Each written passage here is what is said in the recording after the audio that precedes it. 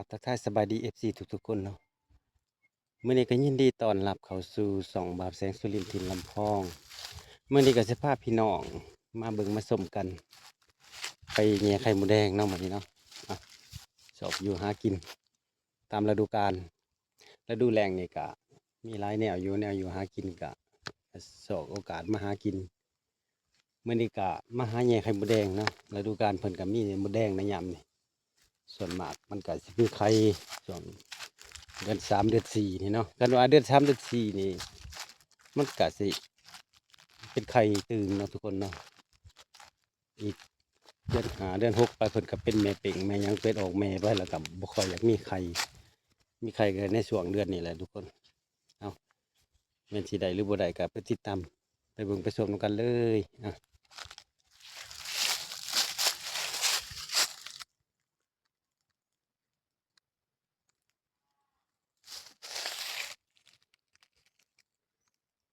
เลยทุกคนทางนั้นจะมีไข่บ่จิ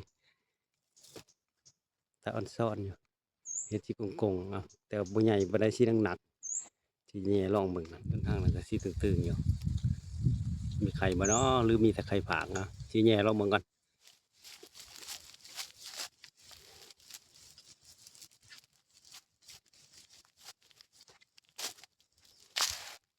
เอาพักผ่อนก่อนทุกคน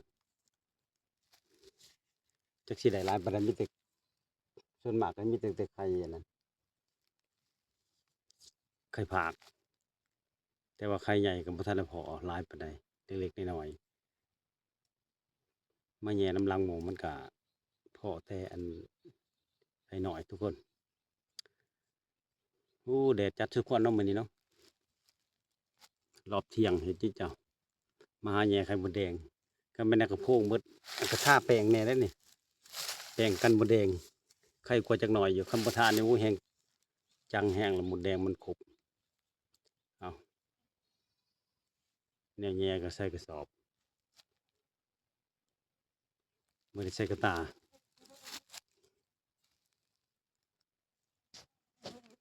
จากน้อยสียาว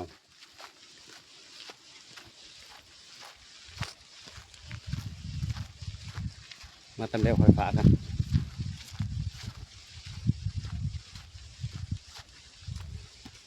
มันหอนจัด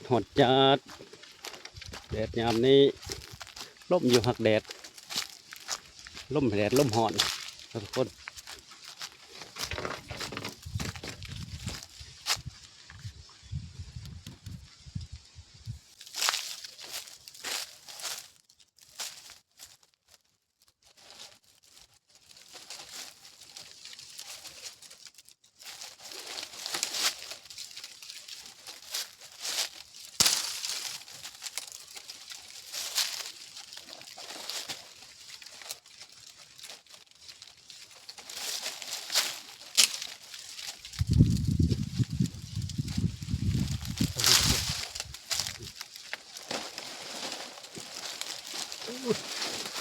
ไ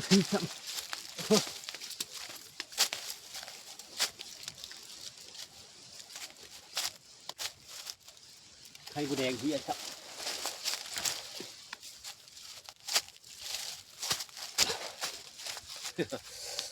เอาไปให้ครบ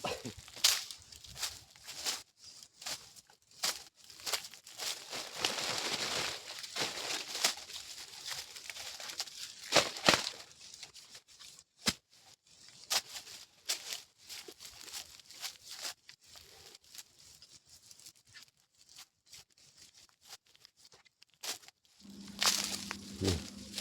พี่น้องพออีกเลยห้างนี่ห้ามกไงมันแล้วก่อยเสียมาใส่กระตค่ะคือกระสอบนี่แหละ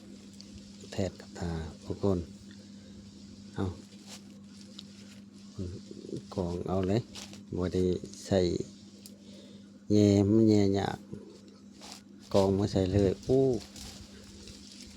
เฮียร้อยตืบเฮียโอ้เสียดายดิจะเป็นไข่ผากยังโอ้โหเฮียขามัน คนกับว่าทันเย่ได้ห่างแต่ว่ามันเหี่ยหลายกว่าเพราะว่าเพื่อนงามันสิหักเนาะทุกคนอืมวันนี้เขาไม่ได้ครบเครื่องแม่มันขลายเอาเอาเบิ่งก่อนเอาอีกก่อนให้มัน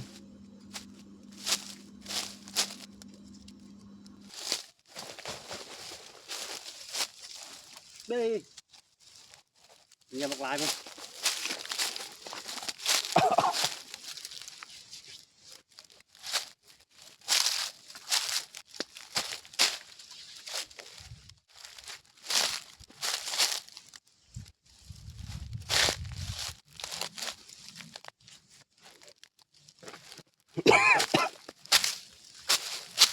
ไม่ได้ครบ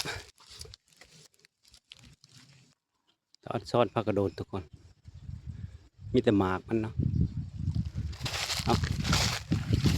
มาถึงไข่บดแดงแล้วก็โค้งเตาเมื่อแล้วก็ทีมะเวเอามากระโดดนี่แหละมากินกับซุปไข่บดแดงเนาะไอ้ได้ลายไปได้เอาได้บ่ได้ก็ซ้ำหนึ่งก็สิได้ก่อยมันก็จะอ่อนมากระโดดก่อยกุ้งแซ่บ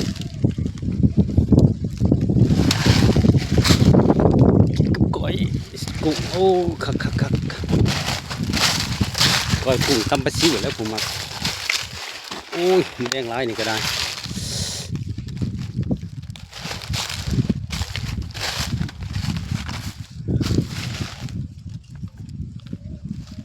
มากหน่อยมันเนี่ยคือสิแซ่บมากหน่อยมากแก่ก็สิบ่ได้เหมาะกับการกินกับปลาซิว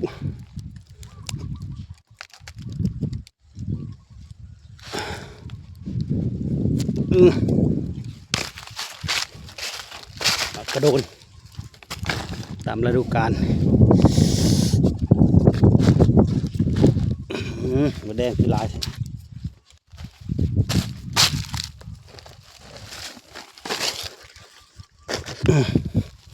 ใส่กระตามันแดงตอนนี้ก็กลับบ้านเลยในเวลาหลบลาวเตาเมื่อก่อนก็ได้อยู่ได้กินแรงบัวลายปันใดกับพ่อได้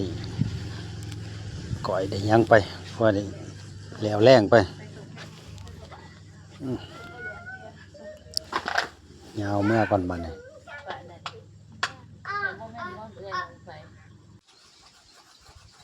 นี่แต่คนผลงานโอ้ยมาอยากมันไปเลยมีแต่ใครผากมันเขาไปแย่งคือว่าใดแท้เนาะคอยคือบุมานเพราะแต่หั่งแต่ใครในน้อยมันแต่ใครผากมันก็ได้ซุปอยู่จักหน่อย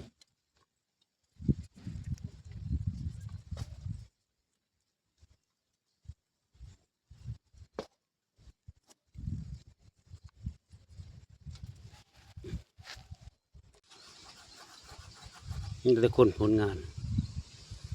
โอ้ยมาอยากมันไปเลยมีแต่ใครผากมันเขาไปแย่งคือว่าใดแท้เนาะ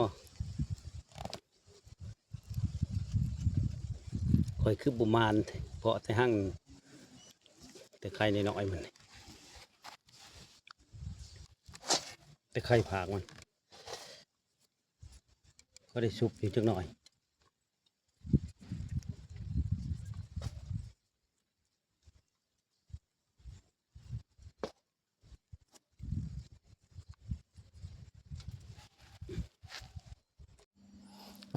ไข่มดแดงก็ได้ประมาณนี้แหละทุกคนส่วนมากก็มีตั้งแต่ไข่ผากมันไข่ใหญ่มันก็บ่ค่อยมีทุกคนได้สำเร็จก็กินไปก่อนมาทุกคนกินข้าวมามื้อนี้ก็กินก้อยไข่มดแดงนั่นแหละทุกคนกินในครอบครัวนี่แหละมากินข้าวทุกคนมากินก้อยไข่มดแดงแล้วก็มีหยังเลยเนาะมีป่นปลากินกับผักกระโดนเนี่ยโอ้ยแซ่บคักอีหลี เอากินแม่น้อยมานี่แหละก่อนตัวใหญ่ก็กินน้ำลังเอามื้อหน้าก่อนสิไปหาแหย่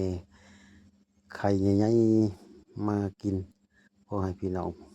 ผู้ชมเบิ่งนำกันว่ามื้อนี้กินไข่ฝากมันไปก่อนมื้อหน้าก่อนบ่พอหั่งใหญ่